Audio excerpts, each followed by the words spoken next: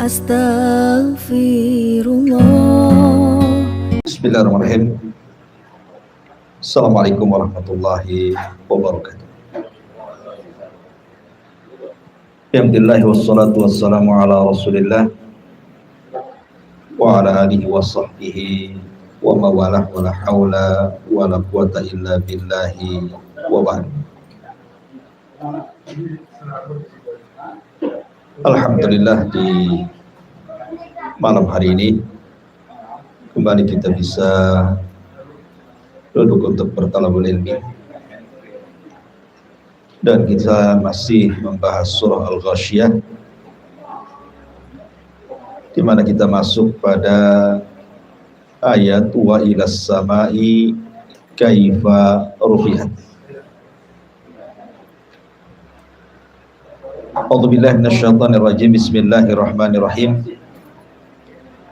Wa ilas samai kaifa rufi'at wa ilal jibali kaifa nusibat wa ilal ardi kaifa sutihat fadzakir innama anta mudzakkir lasta alaihim bimusaitir illa man tawalla wa kafar fayu'adzibuhu Allahul adzabal akbar inna ilaina iyabahum thumma inna alaina hisabahum. Wa ilas sama kaifa rufi'at, dan langit bagaimana bisa ditinggikan atau diangkat. Wa ilal ardi kaifa sutihat, dan bumi atau wa ilal jibali kaifa nusibat, dan gunung-gunung bagaimana ditegakkan. Wa ilal ardi kaifa sutihat, dan bumi bagaimana dihamparkan. Kemarin kita sudah menjelaskan tentang salah satu kekuasaan Allah Subhanahu wa taala tentang unta. Afala yanzuruna ilal ibili kaifa khuliqat. Tidakkah kau lihat unta diciptakan? Kemudian di sini Allah mengatakan, dan tidakkah mereka melihat juga bagaimana langit diangkat, bagaimana bumi ditegakkan, dan bagaimana gunung ditegakkan, dan bagaimana bumi dihamparkan. Di sini ada 4 kalimat. Unta, kemudian langit, kemudian gunung, kemudian bumi. Apa kaitan unta dengan langit? Dan apa pula kaitan gunung dengan bumi? Tentu ada maksudnya ketika Allah Subhanahu wa taala menyebutkan unta kemudian setelahnya langit, dan menyebutkan gunung kemudian setelahnya bumi. Unta dengan langit itu ada kaitan. Kaitannya apa? Dengan para musafiri, orang-orang yang safar. Unta itu kan digunakan untuk safar kala itu, karena di zaman itu kan belum ada kendaraan, belum ada mobil, belum ada kereta, apalagi pesawat ya. Paling jauh orang itu kalau ingin melakukan safar pasti pakai unta, karena kuda tidak mungkin jaraknya jauh. Kemudian dihubungkan dengan langit karena langit itu kompasnya. Maksudnya di sini bintang-bintang yang ada di langit itu jadi kompas itu. Karena dulu itu penunjuk jalan cuma 2. Kalau malam melihat bintang, kalau siang melihat gunung. Itu saja. Jadi ketika kemudian unta ini digandengkan dengan langit, maknanya ini cerita tentang safar. Bahwa orang ketika safar itu menggunakan unta, kemudian penunjuk arahnya adalah langit dengan melihat bintang-bintang. Karena bintang itu difungsikan salah satunya bukan untuk menghias langit saja, bukan untuk melempar setan saja, tetapi juga untuk memberikan kompas bagi orang yang sedang safar. Adapun kaitan gunung dengan bumi, justru sebaliknya, ini bicara tentang orang mukim. Karena manusia itu cuma 2 kondisi saja. Kalau tidak safar, mukim. Kan manusia cuma dua ya, safar mukim. Antum gak kemana-mana, tinggal di Batam, atau antum pergi dari Batam. Manusia cuma dua kondisi ini, safar mukim. Lah ketika Allah Subhanahu wa taala bicara tentang gunung dan bumi, berarti ini bicara tentang mukim. Kenapa demikian? Karena gunung itu adalah salah satu tempat rizki bagi manusia.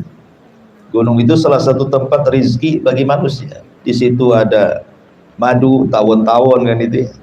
Di situ ada buah-buahan, di situ ada tumbuh-tumbuhan. Kemudian ketika digabungkan dengan bumi, karena yang menjadikan bumi tidak bergerak itu adalah gunung.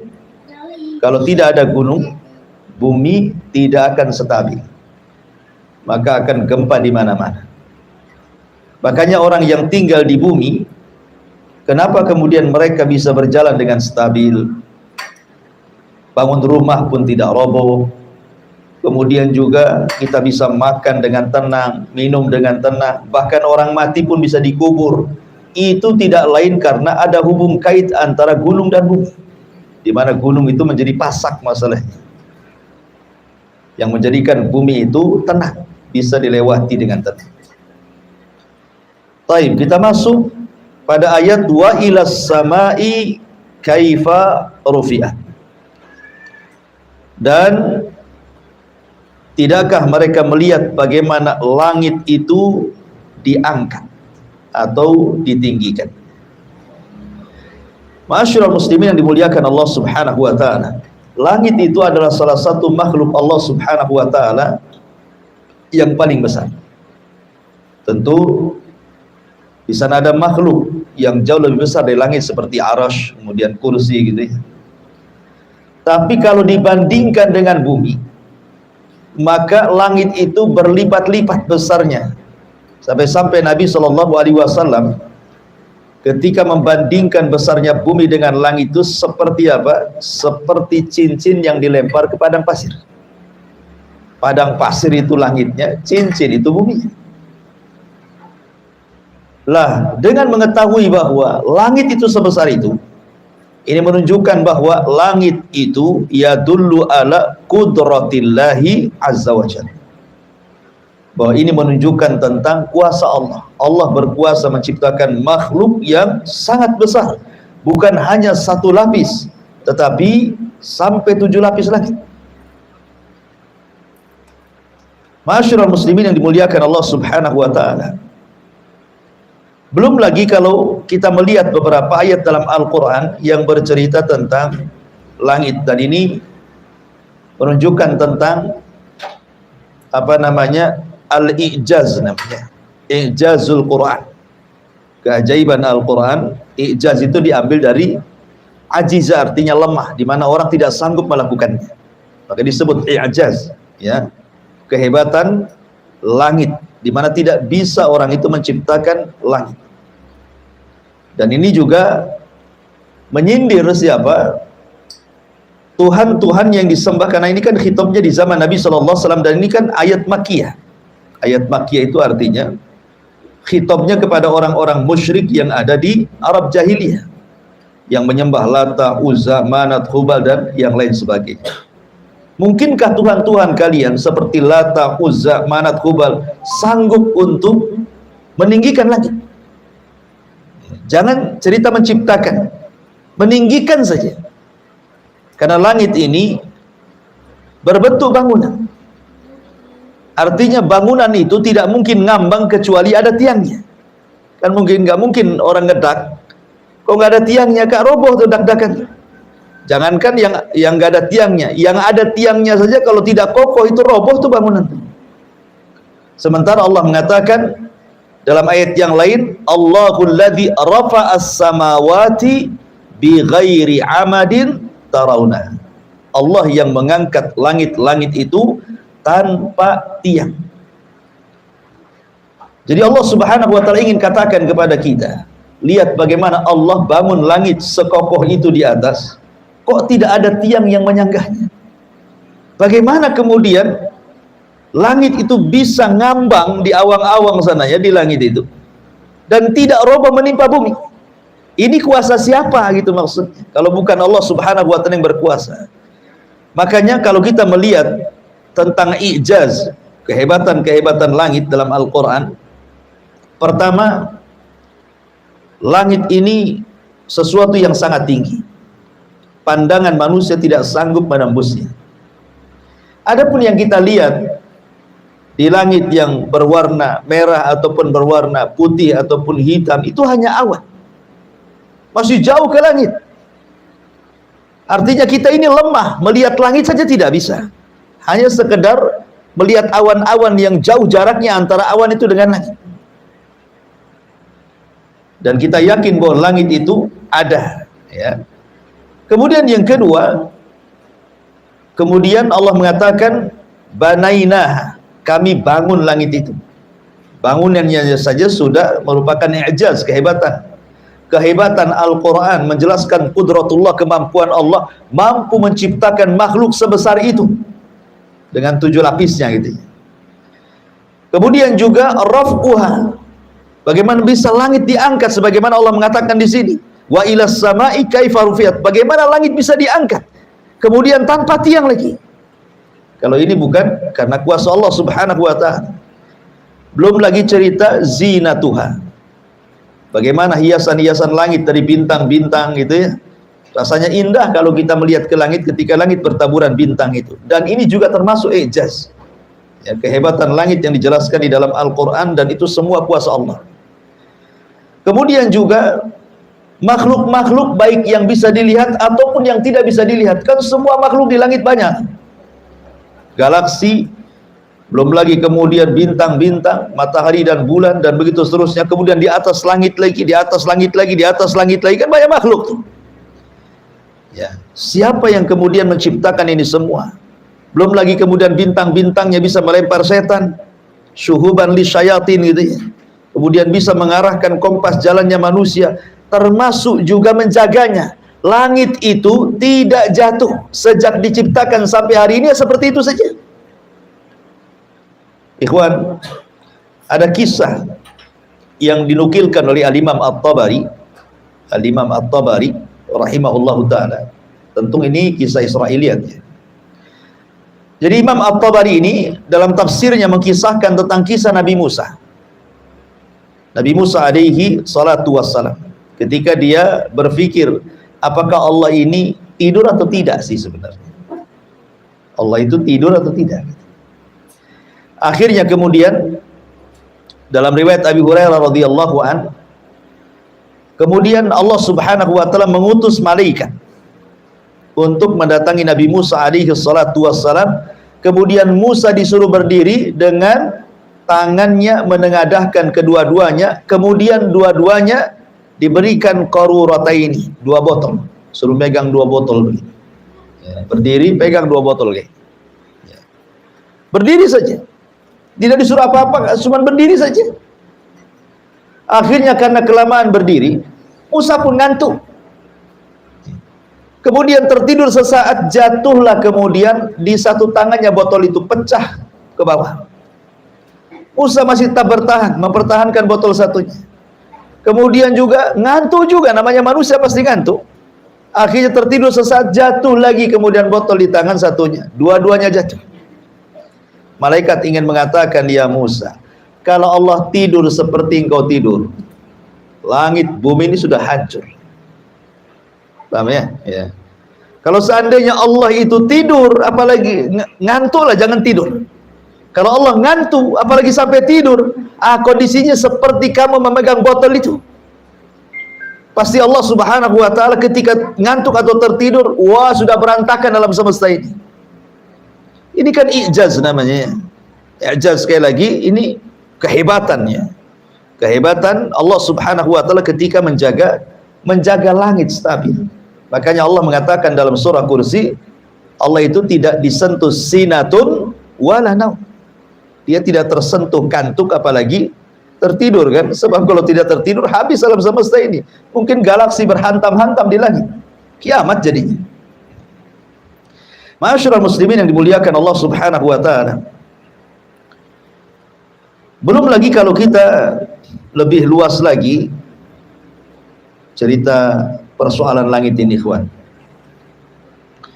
Langit ini ada makhluk yang diciptakan oleh Allah Subhanahu wa taala, sebagaimana Allah juga menciptakan makhluk yang ada di bumi. Makhluk di langit siapa? Para malaikat. Allah Subhanahu wa taala tempatkan para malaikat itu di langit, sampai-sampai ketika Rasul Isra Mi'raj kemudian menembus ke langit pertama, kedua, sampai ketujuh, sampai ke Sidratil Muntaha. Nabi mengatakan di setiap lapisan langit itu ada malaikat yang berjejer, jaraknya cuma 4 jari. Antara satu malaikat ke malaikat yang lain itu yang berjejer jaraknya 4 jari. Ada yang diciptakan oleh Allah itu mulai dari diciptakannya ruku sampai kiamat. Ada yang diciptakannya kondisi sujud-sujud sampai kiamat. Ada yang bertasbih, ada yang sholat, dan begitu seterusnya. Makanya wajar kalau Allah Subhanahu wa taala mengatakan wa ma ya'lamu junuda rabbika illahu wa ma huwa illa dzikra lil bashar. Tidak ada yang tahu jumlah malaikat itu kecuali Allah. Yang sholat di Baitul Ma'mur saja setiap hari masuk 70.000. Ketika keluar gak balik lagi, ganti dengan malaikat yang baru. Setiap harinya seperti itu. Lah itu makhluk sebanyak itu tinggal di mana? Tinggal di langit. Makanya ketika para ulama membahas tentang wa futihatis sama fakanat abwaba, ketika langit-langit yang ada di atas itu memiliki pintu-pintu, nanti pada hari kiamat pintu itu akan dibuka dan para malaikat akan turun semua dari langit, akan mengosongkan langit. Kemudian langit akan digulung seperti Allah menggulung kertas. Ma'asyiral muslimin yang dimuliakan Allah Azza wa Jalla. Jadi di sini Allah Subhanahu wa taala ingin merenungkan pada kita secara umum dan khususnya memang di zaman itu, di zaman Arab jahiliyah, bahwa Tuhan-Tuhan yang disembah oleh orang-orang jahiliyah itu tidak sanggup menciptakan langit. Tidak sanggup menciptakan langit. Walaupun langit sudah diciptakan, tidak sanggup mengangkat langit. Satu makhluk dikumpulkan satu dunia ini untuk mengangkat langit, mana bisa? Gak bisa mengangkat langit. Harus ada tiang. Walaupun ada yang mentafsirkan bahwa sebenarnya langit itu ada tiangnya, cuman tidak kelihatan. Tetapi pendapat ini dibantah. Karena nas Al-Quran jelas, khalaqas samawati bighairi amadin tarawnaha. Allah menciptakan langit tanpa tiang. Dan kau bisa lihat, Anda bisa keliling satu dunia, Anda tidak akan mendapatkan satu tiang langit. Apalagi secara logika ya. Bumi ini kecil, ibarat cincin dilempar ke padang pasir. Bagaimana mungkin mampu menopang tiang langit sebesar itu? Kan logikanya seperti itu. Langit itu kan besar, bumi kecil. Kok ditaruh tiang pula di bumi yang sangat kecil sekali, ya mustahil lah kan itu. Makanya pendapat yang kuat wallahu alam bahwa memang kata-kata khalaqas samawati bighairi amadin tarawnaha, ya memang langit itu Allah ciptakan tanpa ada tiang. Dan itu menunjukkan kudratullahi azza wa jalla. Kemudian setelah Allah Subhanahu wa taala menceritakan tentang langit, Allah menceritakan tentang gunung. Wa ilal jibali kaifa nusibat. Dan bagaimana mereka tidak bisa melihat gunung-gunung itu ditancapkan. Dalam ayat yang lain Allah Subhanahu wa taala mengatakan wal jibal autada.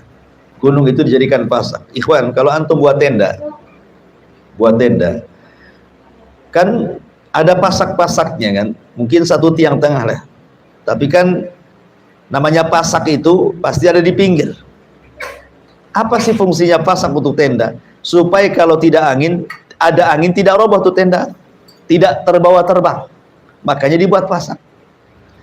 Dan kita bisa melihat pasak itu biasanya, umpamanya ukurannya 1 meter pasak itu. Kemudian kita tancapkan di bumi, kemudian kita palu. Pertanyaannya, lebih banyak yang masuk ke bumi ataukah lebih banyak yang muncul di atas bumi? Pasak. Lebih banyak yang nancap. Ya kan? Umpamanya dari 5 meter itu mungkin 10 cm saja yang ini kan, 1 meter itu mungkin 20 cm lah yang ke bumi. Lebih banyak masuk ke bumi supaya pasak itu kokoh kan, begitu ya. Sebab kalau hanya sedikit saja nancapnya di bumi, diikat, ya kecabutlah pasak itu. Logikanya kan gitu pasak itu. Pasak itu harus lebih panjang yang masuk ke bumi dibandingkan yang keluar dari bumi. Lah gunung itu Allah Subhanahu wa taala mengatakan ketika wal jibal autada. Allah tidak hendak membicarakan gunung yang menjulang ke langit, tetapi Allah sedang membicarakan gunung yang menembus ke dalam bumi, gitu maksudnya. Jadi gunung yang menembus ke dalam bumi itu jauh lebih panjang dibandingkan gunung yang menjulang ke langit. Gunung apa yang paling besar coba? Himalaya.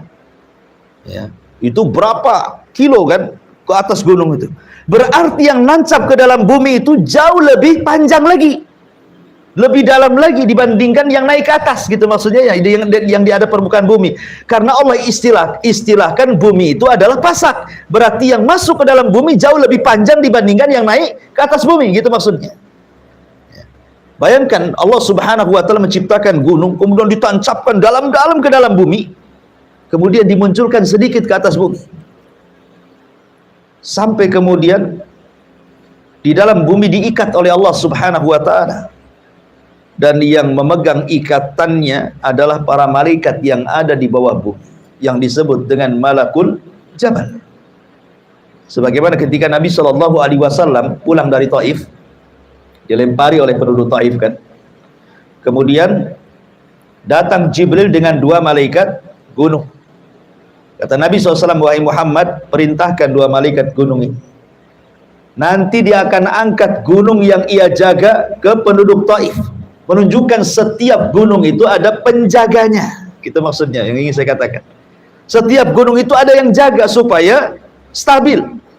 Kalau Allah Subhanahu wa taala mau menggempakan bumi, maka Allah akan perintahkan malaikat yang di dalam bumi itu, yang memegang ujung daripada gunung itu, tinggal kemudian dicabut saja atau digempa-gempakan kan gitu. Terjadilah lini dan gempa. Jadi disinilah menunjukkan kuasa Allah Subhanahu wa taala menciptakan gunung itu luar biasa manfaatnya gitu. Karena sebelum ada gunung, bumi ini tidak stabil, dia goyang. Sebelum ada gunung itu, bumi ini tidak stabil, goyang, gempa lini gitu ya. Lah untuk menstabilkan bumi supaya tidak goncang, makanya Allah Subhanahu wa taala ciptakan gunung kemudian ditembuskan ke dalam dasar bumi yang sangat dalam supaya gunung menjadikan pasak bumi, dan bumi akhirnya stabil. Kita bisa jalan di situ, kita bisa naik mobil, naik motor, bangun rumah, makan, minum, dan begitu seterusnya. Itulah manfaat gunung. Tetapi nanti pada hari kiamat, ikhwatu fiddin yang muliakan Allah Azza wa Jal, gunung itu akan tercabut dari pasak, kemudian digeser, kemudian dinaikkan ke langit, kemudian ditubruk-tubrukan, setelah tinggal debunya kemudian dihampaskan lagi ke bumi. Inilah makna kal ihnil manfush. Gunung itu seperti kapas yang berterbangan, yang nggak ada lagi beratnya. Kapas itu kan nggak ada beratnya ya. Kalau sudah ditiup angin ya terserah dia mau kemana. Nah, itulah gunung, sudah nggak ada lagi bebannya, nggak ada lagi bobotnya itu. Kalau sudah hancur jadi debu ya seperti kapas jadinya, terbang ke sana kemari. Baik, masyarul muslimin yang dimuliakan Allah Subhanahu wa taala. Lah gunung ini Allah Subhanahu wa taala katakan dan kepada gunung kaifa nusibat. Nusibat itu artinya ditancapkan dengan kokoh. Kita bisa melihat ada gunung itu yang bentuknya memang begini, tapi ada gunung itu yang kadang-kadang ada kayak bukit terjal gitu, lurus saja. Saking tingginya, anehnya, kenapa dia tidak roboh menimpa manusia? Ya, kenapa tidak roboh gunung itu? Itulah Allah Subhanahu wa taala kokohkan penciptaannya. Itulah makna nusibah, ya kan? Dikokohkan sehingga gunung itu tidak menimpa manusia. Ya kalau terjadi longsor ya, tapi kan kita bisa ada gunung itu yang berdiri gini kan, tapi juga tidak tumbang dia. Ya, itulah kuasa Allah Subhanahu wa taala sehingga kemudian gunung itu tidak ditumbangkan apalagi sampai mengorbankan manusia. Kemudian setelah cerita gunung, baru kemudian Allah Subhanahu wa taala cerita bumi. Ma'asyiral muslimin yang dimuliakan Allah Subhanahu wa taala. Kalau kita bicara tentang bumi, bumi adalah makhluk yang kita pijak, ini adalah bumi. Di sini Allah Subhanahu wa taala mengatakan, tidakkah mereka melihat bagaimana bumi dihamparkan? Terjadi perbedaan pendapat tentang bentuk bumi di kalangan para ulama. Bumi ini apakah terhampar seperti ini kertas? Apakah bumi itu seperti kertas seperti ini? Ya. Karena ayat Al-Quran mengatakan nanti pada hari kiamat gunung itu akan dilipat seperti lipatan. Ada juga yang mengatakan bahwa bumi itu pertama ada yang mengatakan mukarrah. Mukarrah itu seperti bola, artinya bulat. Seperti matahari bulan itu kan memang bulat ya, mukarrah gitu ya. Tapi ada juga yang mengatakan bahwa bumi itu tidak bulat. Maksudnya tidak bulat seperti bulatnya bola, tetapi dia bulat seperti bulatnya telur. Antum tahu telur kan? Telur ini kan kalau kita perhatikan kan sebelah sini besar, ujung sebelah sini besar, ujung sebelah sini kecil. Kan telur kan nggak seperti bola kan? Kalau bola kan bulat semua ya, ujung dengan ujung sama kan? Kalau telur kan tidak, bulatannya lonjongnya itu. Nah, jadi di sini biasanya begini, nanti sebelah sini besar, ujung sini kecil. Apa manfaatnya di sini? Ada yang mengatakan bahwa karena ini cerita tentang masalah iklim, ya. Jadi orang-orang yang tinggal di ujung bumi yang bulatannya kecil, maka waktunya sangat cepat. Waktunya sangat cepat. Dan matahari biasanya ataupun siangnya itu lebih banyak dibandingkan malamnya. Ya, seperti di Eropa sana kan begitu ya umumnya. Ya. Adapun kemudian yang bulatannya besar, berarti kan ujung ke ujung nih.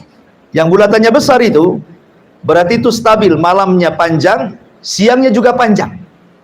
Jadi sangat pengaruh dengan cahaya matahari itu antara ujung dengan ujung tuh.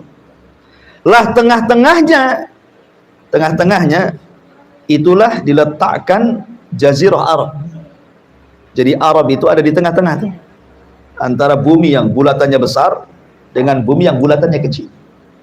Dan itu disebutkan oleh Al-Imam Ibnu Khaldun rahimahullah ta'ala ketika bicara tentang bumi ini ada 7 iklim. Jadi ada 3 sebelah barat dan 3 sebelah timur. Lah tengah-tengahnya dia mengatakan Jazirah Arab. Dan Allah Subhanahu wa taala memilih tengah-tengah karena disitulah Allah bangun rumahnya, Baitullah Al-Haram. Di situ juga diutus Khatamul Anbiya, nabi yang terakhir, ya. Sehingga kata Imam Ibnu Khaldun itu dengan perbedaan iklim antara ujung bumi dengan ujung bumi dengan tengah bumi, kemudian dikaitkan dengan cerita Dzulqarnain. Cerita Dzulqarnain. Ikhwan, cerita Dzulqarnain ini rihlah ke beberapa arah, ya kan? Pertama, Dzulqarnain ini dia berjalan, Allah mengatakan yas'alunaka an dzil qarnaini qul sa'atlu 'alaikum minhu dzikra inna makkanna lahu fil ardi wa atainahu min kulli syai'in sababa fa'atba sababa hatta idza balagha maghribasy syamsi wajadaha taghrubu fi 'ainin hamiyatin wa wajada indaha qauman qulna ya dzal qarnaini imma tu'adziba wa imma an tattakhidha fihim husna. Di sini Allah mengatakan bahwa Dzulqarnain ini pertama perjalanannya mengarah ke barat dulu, Maghriba Syamsi, tempat terbenamnya matahari. Berarti tempat terbenam matahari mana? Sebelah barat. Itu kan perjalanan Dzulqarnain yang pertama ke sebelah barat dulu. Lah Dzulqarnain di situ di sebelah barat itu Allah mengatakan mendapatkan sekelompok manusia, di mana dikatakan kepada Dzulqarnain, wahai Dzulqarnain, kata tentara Dzulqarnain ini, kamu boleh menyiksa atau boleh berbuat kebaikan terhadap mereka. Artinya orang-orang yang sebelah barat itu mereka adalah manusia-manusia yang punya ikhtiar. Ikhtiar itu punya kemampuan untuk memilih. Karena di sini kan Dzulqarnain dikatakan boleh kau mengadab mereka atau boleh kau berbuat baik kepada mereka. Artinya karena kaum yang sebelah barat ini dia punya pilihan kepada dirinya sendiri, mau beriman atau kufur. Itu maksudnya. Tetapi ketika Dzulqarnain ini mengarahnya ke tempat lain, ke tempat yang justru terbalik dari barat tapi sebelah timur. Jadi ini kan sudah ke ujung barat nih. Setelah mentok di ujung barat, Dzulqarnain kemudian balik lagi ke ujung timur. Makanya Allah mengatakan hatta idza balagha matla'is syamsi, ketika Dzulqarnain sampai menempuh ke tempat terbitnya matahari. Di mana terbitnya matahari? Sebelah timur. Berarti Dzulqarnain mengarah ke timur setelah ke barat. Apa yang terjadi? Kemudian mendapatkan sebuah kaum lam naj'al lahum min duniha sitrah. Apa kaum yang didapati Dzulqarnain ini? Hingga apabila dia telah sampai ke tempat terbitnya matahari, dia mendapati matahari itu menyinari segolongan umat yang kami tidak menjadikan bagi mereka sesuatu yang melindungi mereka dari cahaya matahari. Jadi Dzulqarnain ketika sampai di ujung timur itu mendapati satu kaum ini aneh, nggak punya rumah. Dia tinggal di dalam gua-gua, di lubang-lubang. Ya, nggak ada rumah. Tidak ada rumah yang kayak kita ini kan, kalau ada matahari, ada hujan kan bisa dilindungi. Jadi mereka berlindung di dalam bumi itu. Dibuatkan lubang-lubang dalam bumi, mereka sembunyi. Dan mereka ketakutan dengan adanya Dzulqarnain. Mereka tidak menemui Dzulqarnain dan Dzulqarnain pun tidak menemui mereka. Ya. Jadi mereka tidak berbicara dengan Dzulqarnain, tapi Dzulqarnain juga tidak ngajak bicara dengan mereka, ditinggal begitu saja. Jadi kaum ini mereka keluarnya di malam hari saja. Jadi kalau siang hari mereka masuk ke lubang-lubang, kalau malam hari baru mereka keluar. Karena mereka takut dengan cahaya matahari. Lah kaum yang ini, kaum yang tidak punya pilihan. Kalau yang sana kan ada pilihan kan. Bisa beriman, bisa kufur. Kalau ini orang ini ketakutan, tidak ada iradah, tidak ada kehendak orangnya. Ketemu aja susah. Ya. Makanya oleh Dzulqarnain ditinggalkan, kemudian mengarah ke arah mana? Ke arah lain lagi. Ya. Kemudian Allah Subhanahu wa taala mengatakan di sini hatta idza balagha bainas saddaini wajada min dunihima qauman la yakaduna yafqahuna qaula. Setelah kemudian Dzulqarnain ini mengarah ke timur, mendapatkan kaum yang tidak bisa diajak bicara, mereka juga tidak bicara dengan Dzulqarnain karena sembunyi. Maka kemudian mereka mengarah ke utara. Ya, jadi barat, timur, utara. Cuman 3 arah saja Dzulqarnain itu berjalan. Ketika sampai di ujung utara, rupanya ada 2 gunung. Disitulah Dzulqarnain mendapatkan satu kaum yang tidak paham bahasanya. Ngomong apa orang itu? Sampai kemudian harus menggunakan 10 penerjemah. Dari satu bahasa ke bahasa lain, dari bahasa lain ke bahasa lain, dari bahasa lain ke bahasa lain, dari bahasa lain ke sampai Dzulqarnain paham itu. Pemanya dari bahasa Sunda ke Jawa, dari Jawa ke Bali, dari Bali ke Melayu, dari Melayu ke Batak, dari Batak ke Alor, baru paham. Oh iya, maunya apa gitu loh.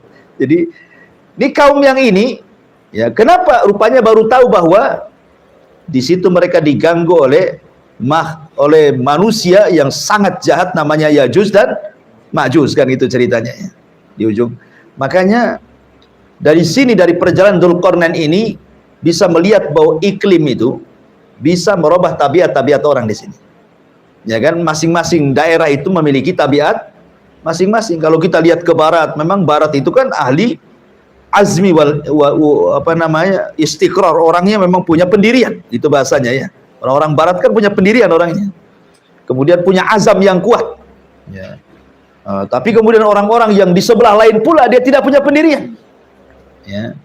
Tapi kalau mengarah ke utara, ke daerah-daerah Rusia bekas jajahan Uni Soviet sana kan, Rusia, justru di situ adalah kegelapan di zaman itu, karena disitulah Yajuj dan Majuj akan muncul kan itu ya. Dan begitu seterusnya. Intinya bahwa iklim yang ada di permukaan bumi, kata Imam Ibnu Khaldun, itu memiliki juga pengaruh kepada tabiat-tabiat manusia. Ya, kepada tabiat. Jangankan jauh-jauh antar ujung negara ke ujung negara ya. Di negeri kita saja kan kita lihat tabiat masing-masing daerah itu kan kadang-kadang ada yang keras, ada yang lembut gitu. Kayak di Jawa mungkin orang Jogja kalau ngomong ngabisin pulsa lama selesainya. Karena pelan gitu ya. Orang Surabaya cepet pula kecepatan, malah nggak paham ngomong apa saking cepetnya. Ya kan itu ya. Ada yang orangnya nampaknya marah-marah, padahal dia itu tidak marah-marah sebenarnya. Ya, suaranya aja tinggi gitu ya. Itu memang berubah tabiat masing-masing. Apalagi antar negara dengan berbagai macam iklim tadi kan. Jadi begitulah Allah Subhanahu wa taala membentuk bumi, dan ini salah satu ijaz ya, keajaiban Allah Subhanahu wa taala membentuk bumi seperti itu. Taib. Intinya bahwa di sini Allah Subhanahu wa taala ingin merenungkan, membuat renungan kepada kita, bukan hanya orang-orang musyrik Arab saja, tetapi juga ayat ini al-ibrati bi umumi lafzi, karena ibrah itu umumnya lafaz. Bahwa ketika Allah menciptakan unta, menciptakan langit, menciptakan bumi, menciptakan gunung, jadikan itu semua renungan tentang kudratullahi azza wa jalla. Bahwa Allah itu menguasai, bahwa tidak mungkin alam semesta itu kalau tidak ada penciptanya. Gak mungkin gunung begitu saja ada, langit begitu saja ada, gak mungkin, pasti di sana ada pencipta, Allah Subhanahu wa taala. Ya. Baik. Kemudian Allah Subhanahu wa taala berfirman setelahnya, setelah kemudian bicara tentang kuasa Allah Subhanahu wa taala. Maka Allah Subhanahu wa taala mengatakan, fadzakir innama anta mudzakir. Maka berilah peringatan, karena sesungguhnya engkau Muhammad hanyalah pemberi peringatan. Artinya di sini ada hubung kait dengan ayat sebelumnya. Kalau orang-orang musyrik jahiliyah itu tidak bisa mengambil pelajaran dengan adanya langit yang mereka bisa lihat, dengan adanya bumi yang mereka bisa pijak, dengan adanya unta yang mereka bisa pegang, dengan adanya gunung yang juga mereka bisa daki gitu. Bahwa itu semua adalah tidak mungkin Tuhan-Tuhan mereka yang mereka sembah seperti Lata, Uzza dan Hubal yang menciptakan. Di sana pasti ada pencipta. Kalau dengan itu, dengan kuasa Allah secara kaun, mereka tidak sadar, maka kewajiban kamu fadzakir, ingatkan mereka, ya, kasih tahu mereka bahwa sembahan kalian tidak layak disembah. Sembahan kalian tidak bisa menciptakan gunung, tidak bisa menciptakan langit, tidak bisa menciptakan bumi, tidak bisa menciptakan alam semesta. Zat yang tidak bisa menciptakan tidak mungkin saya sembah. Jadi mulailah Allah Subhanahu wa taala mengingatkan Rasul agar mengingatkan mereka. Kalau dengan kuasa Allah yang mereka bisa lihat, mereka tidak sadar, maka kewajiban orang yang sadar mengingatkan kepada orang yang tidak sadar. Fadzakir, berikan peringatan. Ayat ini mungkin perintahnya kepada Nabi. Tapi sekali lagi, kalau kita cerita Al-Quran dan tafsir Al-Quran, berarti ibrah itu dengan umumnya lafaz. Berarti ayat ini juga seruan kepada kita. Fi'lul amr, perintah kepada kita, bahwa kita juga harus memberikan peringatan. Ya, seolah-olah, hei Rasul, berikan peringatan. Hei Abu Bakar, Umar, Utsman, berikan peringatan. Hei para ulama, berikan peringatan. Hei para thalabatul ilmi, berikan peringatan. Berikan peringatan. Karena dalam peringatan itu ada manfaatnya. Inna fa'ati dzikra. Ada manfaatnya. Tidak mungkin nggak ada manfaatnya. Ada manfaatnya setiap peringatan itu. Tetapi di sini Allah katakan fadzakir innama anta mudzakir, titik sampai di sini. Bahwa tugas kamu hanya menyampaikan. Ingat ya, dalam berdakwah itu tugas kita hanya menyampaikan, bukan memaksa orang untuk ikut kita. Afa anta tukrihun nas hatta yakunu mu'minin? Apakah engkau Muhammad hendak memaksa manusia sehingga mereka harus beriman semuanya? Ya nggak bisa. Ya, jangankan orang yang memusuhi Nabi SAW, orang yang mencintai Nabi loh sekelas Abu Talib, tidak bisa diberikan hidayah kan? Karena hidayatul irsyad itu milik Allah. Sehebat apapun Nabi SAW mendakwahkan Islam kepada Abu Talib, tetap saja Abu Talib mati kafir. Makanya Allah mengatakan, innaka la tahdi ala man ahbabta walakinallaha yahdi man yasha. Engkau wahai Muhammad tidak bisa memberikan hidayah kepada orang yang kau cintai, tetapi Allah lah yang memberikan hidayah kepada yang dikehendaki. Kalau memang Nabi SAW mampu memberikan hidayah kepada orang yang dicintainya, tentu tidak ada orang kafir di Mekah. Karena Nabi itu senang kalau semuanya beriman kan. Tetapi tidak semua yang dicintai Rasul beriman. Apalagi yang tidak disukai Nabi. Yang disukai Nabi saja tidak beriman seperti Abu Thalib gitu ya. Apalagi yang lainnya. Makanya kenapa Allah mengatakan kepada Rasulullah, "Fadzakir innama anta mudzakir." Berikan peringatan ya Muhammad. Tetapi engkau ini hanya sekedar menyampaikan saja, bukan memaksa manusia. Ya. Ma'asyiral muslimin yang dimuliakan Allah Subhanahu wa taala. Kalau kita melihat sejarah Nabi sallallahu alaihi wasallam, kalimat fadzakir ini adalah fi'lun amr. Ya, dia adalah perintah ya. Kata kerja bentuk perintah. Artinya ingatkan manusia. Ingatkan manusia. Makanya Nabi SAW itu tidak henti-hentinya sepanjang hidupnya mengingatkan manusia. Sampai ketika saat wafatnya pun Rasul tetap mengingatkan manusia. Apa kata Rasul saat wafatnya?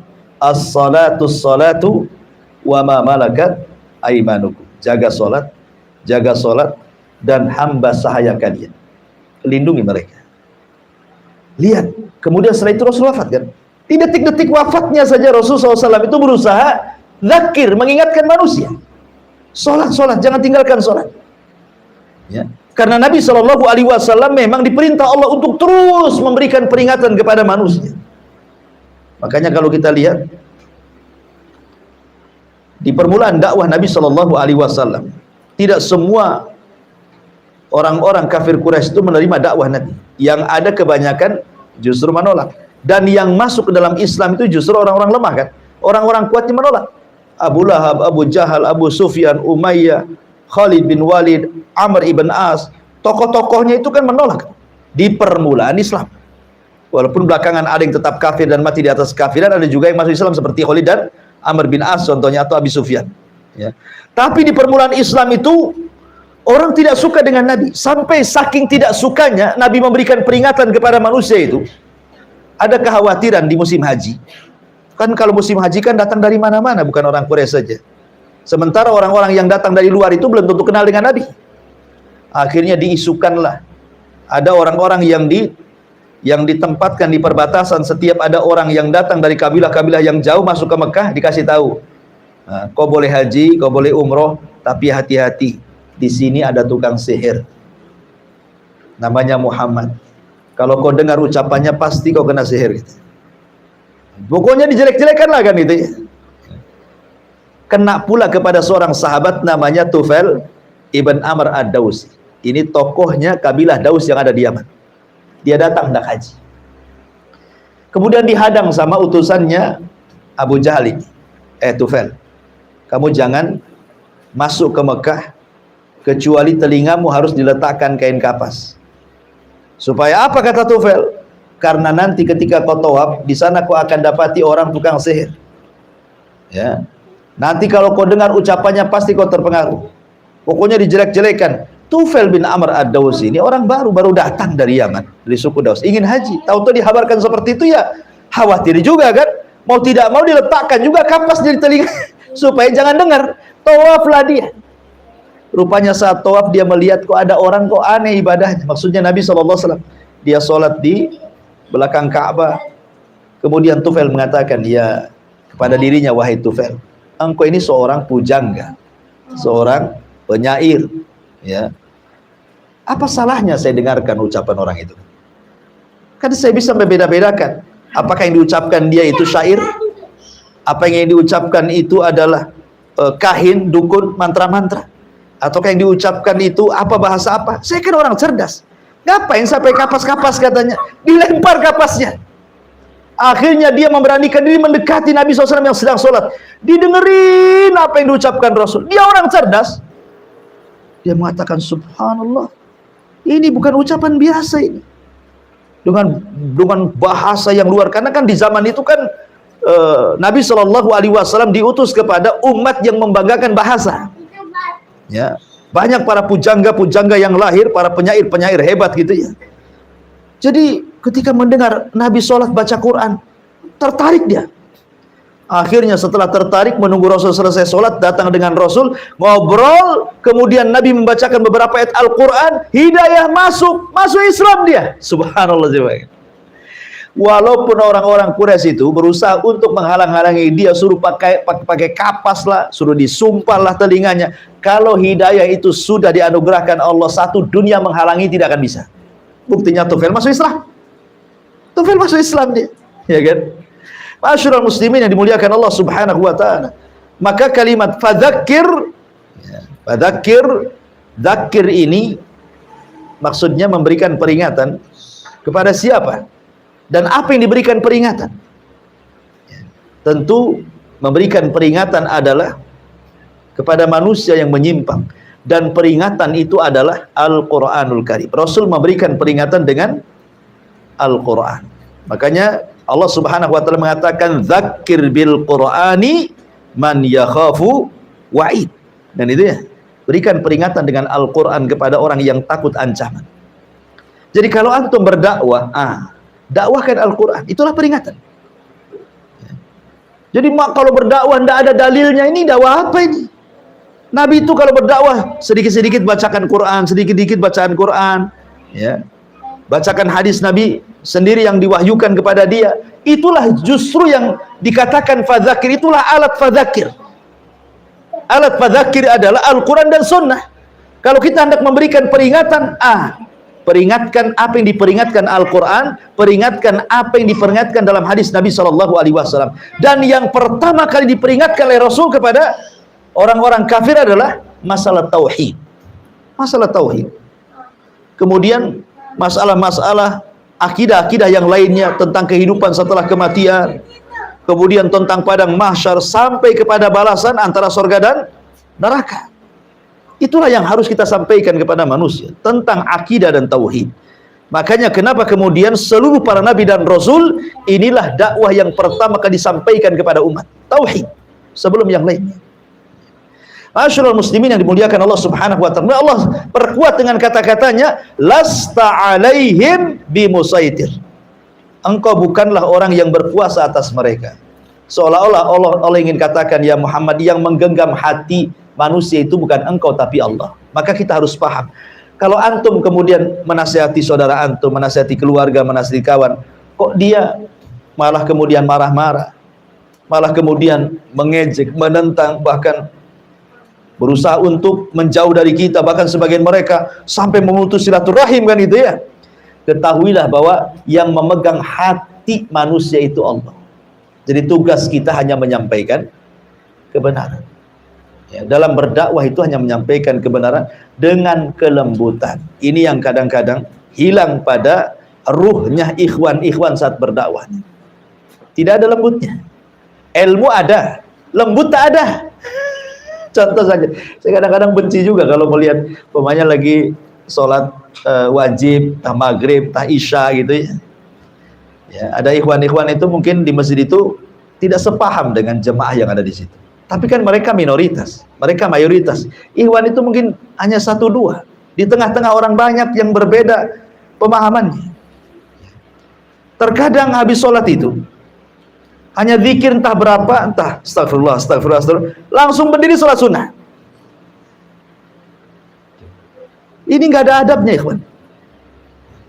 Apa salahnya coba antum ikut mereka dulu sampai selesai, mereka juga zikir rame-rame, kita zikir sendiri kan. Ya, selesai mereka sholat sunnah, baru kita sholat sunnah, supaya nggak terkesan kita ini berpisah dengan mereka gitu maksudnya. Kadang saya gimana melihat ada ikhwan kayak gitu, kayaknya nggak punya akhlak dia kan. Ya, akhirnya ketika kemudian sikapnya seperti itu, ya tetap jadi eksklusif akhirnya. Ini orang apa ini, kata orang itu, nggak pernah zikir. Jadi kan begitu ya. Ya. Kan zikir kan banyak, ikhwan. Nabi SAW mengajarkan lafaz zikir itu banyak, itu mulai dari istighfar 3 kali, Allahumma antas salam, Allahumma la mani'a lima ataita. Kemudian di situ ada tasbih 33 kali, kemudian tahmid 33 kali, takbir 33 kali, digenapkan dengan la ilaha illallah. Kemudian di situ ada baca ayat kursi juga kan, dianjurkan baca ayat kursi. Kemudian di situ juga qul a'udzu birabbin nas, qul a'udzu bifalaq, kemudian akhir surah Al-Baqarah juga dianjurkan. Jadi sebenarnya kalau dia paham zikir itu panjang itu. Mungkin ketika kita selesai zikir, selesai juga zikirnya orang itu. Sehingga akhirnya karena dia mungkin kurang beradab gitu ya. Kadang-kadang di belakangnya orang tua, lagi zikir, antum pula sholat sunnah membelakangi dia. Ya. Jadi tolonglah ikhwatul fiddin yang dimuliakan Allah Azza wa Jalla, sabar di situ. Sabar, selesai mereka zikir, baru kita juga selesai. Itu salah satu bentuk bahwa ilmu saja tidak cukup. Ya, ilmu saja tidak cukup, tetapi juga ada kelembutan dalam berdakwah, ada kelembutan. Ya, umahat juga sama gitu. Kalau ngaji itu kan ada kubu-kubunya tuh. Kubu cadar banana sendiri gitu ya. Kubu yang tak cadaran. Nanti kalau ada yang cadarnya beda itu langsung suudon tuh. Mungkin orang itu nyasar ke sini padahal mau ngaji, disangka nyasar dia. Mungkin mau ke pasar dia itu. Kenapa? Jilbabnya nggak sama masalahnya. Semua hitam, yang ini pula merah pula, jilbab merah. Ya. Kemudian jilbab layangan lagi. Biarkan aja, rangkul mereka. Kalau bisa nanti terus dakwai mereka sampai-sampai akhirnya kan lama-lama seragam nanti. Nanti lama-lama diseragamkan enggak? Orang itu kan ruh, itu kata Nabi SAW, al-arwahu junudun mujannada. Ruh itu akan bersatu dengan seragamnya. Kalau sudah suka. Tapi kalau belum suka nggak akan bergabung. Ya, makanya di sini dikatakan lasta alaihim bimusaitir. Engkau bukanlah orang yang berkuasa atas mereka. Kita menginginkan hidayah manusia, tapi akhlak kita tidak mencerminkan hidayah. Illa man tawalla wa kafar. Illa di sini sudah lafadz munqati, terputus dengan kalimat di atasnya, artinya lakin. Illa di sini artinya lakin man tawalla wa kafar. Akan tetapi, itu artinya ya. Akan tetapi orang-orang yang berpaling lagi kafir, fayu'adzibuhullahu adzabal akbar. Maka mereka akan diazab dengan azab yang besar. Jadi kalau mereka dusta, mendustakan kamu, kau beri peringatan, mereka tidak, begitu seterusnya, nah, sudah, berarti mereka memang memilih di atas keadaan. Kalau seperti itu, ya, fayu'adzibuhullahul adzabal akbar. Kelak Allah yang akan membalasnya. Allah akan azab orang-orang itu dengan azab yang besar. Inna ilaina iyabahum. Ingat, karena semua manusia akan kembali kepada satu, dunia ini akan kembali kepada Allah. Mulai daripada orang yang hidup sejak zaman Nabi Adam sampai yang terakhir mati akan dibangkitkan dan akan kembali kepada Allah. Ketika semua akan kembali kepada Allah, summa inna alaina hisabahum. Ingat, mereka akan dihisab. Ya. Kemudian sesungguhnya kewajiban kamilah membuat perhitungan dengan mereka. Dari sini menunjukkan ada ketenangan bagi orang-orang yang selama ini terkena kezaliman manusia. Dan ada ketenangan di sini kan, bukan semua akan dihisab, tenang, gak apa-apa dia nyakiti saya, nanti ada waktunya Allah akan balas. Karena alasan orang-orang kafir Quraisy mengingkari tidak ada kehidupan setelah kematian itu karena mereka mau bebas. Kenapa orang-orang kafir Quraisy itu mereka mengingkari, nggak mungkin ada kehidupan setelah kematian, nggak mungkinlah tulang belulang, apalagi sudah jadi tanah, kemudian dibangkitkan lagi jadi manusia, mustahil. Itu hanya alasan mereka. Sebenarnya mereka itu pengen bebas, pengen maksiat sebebas-bebasnya, supaya yang mabuk tidak dihisab, supaya yang zina tidak dihisab, supaya membunuh tidak dihisab, semua yang zalim tidak dihisab. Makanya mereka itu pengen bebas dengan cara mengingkari tidak ada kehidupan setelah kematian. Ya, maka Allah katakan, "Tsumma inna alaina hisabam." Ingat, semua akan dihisab. Sebab kalau tidak ada hisab, tidak ada keadilan. Kasihan orang yang dizalimi, asli dizalimi saja kan, dia tidak bisa membalas. Ya. Kasihan orang yang disakiti, asli disakiti tidak bisa membalas gitu kan. Tapi Allah Maha Adil. Di dunia dia tidak bisa membalas. Tapi Allah Subhanahu wa taala, innahum yakiduna kaida wa akidu kaida. Famahilil kafirina amhilhum ruwaida. Ya. Terkadang Allah membiarkan mereka menyakiti, berbuat zalim, bermaksiat, tapi ingat, ini adalah istidraj saja. Sampai pada waktunya mereka pun akan diazab oleh Allah Subhanahu wa taala, imma disegerakan di dunia atau diakhirkan di akhirat. Wallahu alam. Sampai di sini selesai pembahasan surah Al-Ghasyiyah, dan insyaallah kita akan masuk pada surat selanjutnya. Baik, sampai di sini. Kalau ada yang bertanya silakan.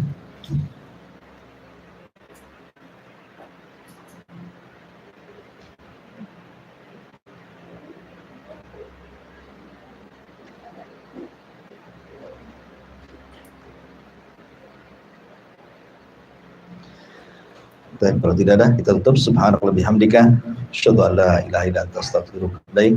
Allah ta'ala. Assalamualaikum warahmatullahi wabarakatuh.